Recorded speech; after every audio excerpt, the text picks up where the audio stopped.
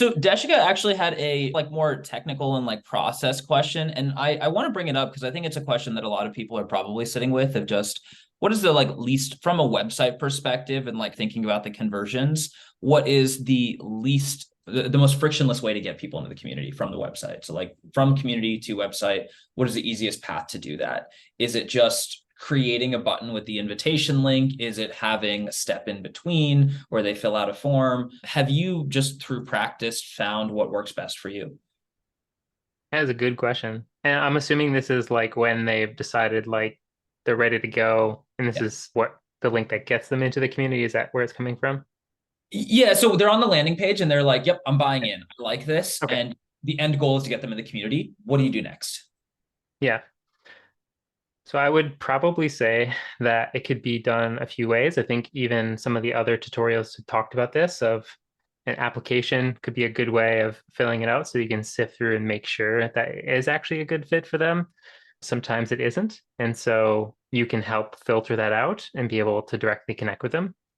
There's the ability to use that link that gets them right into the community itself. I know Heartbeat provides this, being able to have that member and all the permissions being set appropriately so that people are going into the right threads and they've got access to the courses that they need as well. So you could absolutely do that. So I'd say potentially either a form or being able to send them directly to the link. And then also, I always think an onboarding process is really helpful. And I know Laura and Bree had talked about this in a different tutorial as well.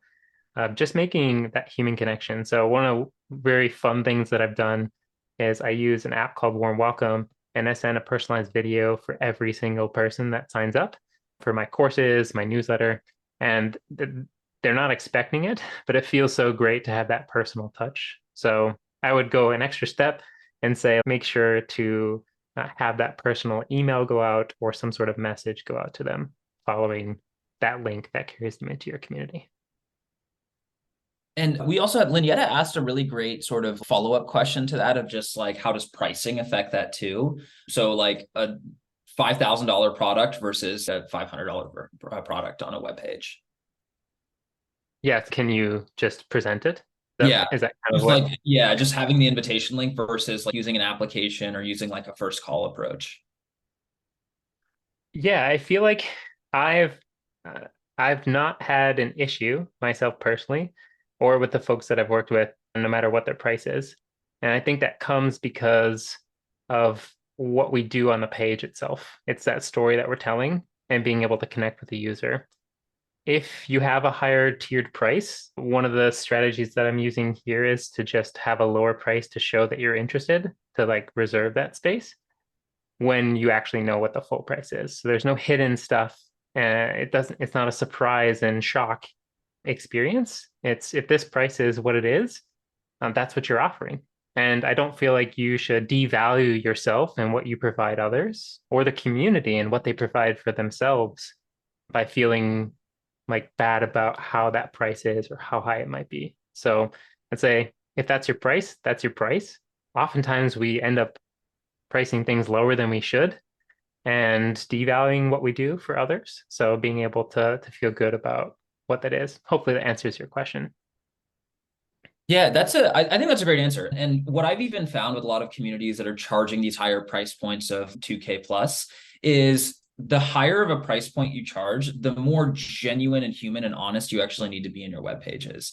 And so a lot of the communities that do this effectively are really heavily using videos where it's just like a talking head video of the community leader talking through what you get and what you don't get. We have seen some people do like first call approaches where step one is not just buy and join the community. Step one is jump on a call with Yep. Mortaza and have a quick 15-minute conversation to make sure this is actually a fit for you before you purchase.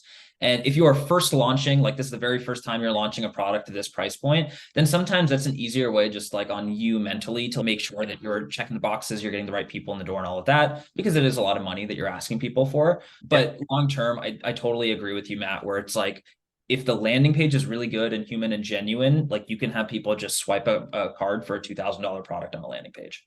Yeah. It's an investment for sure, whatever the offer is. If it's 200, if it's 10, if it's 10,000, it's still an investment in themselves. And being able to explain that can be helpful.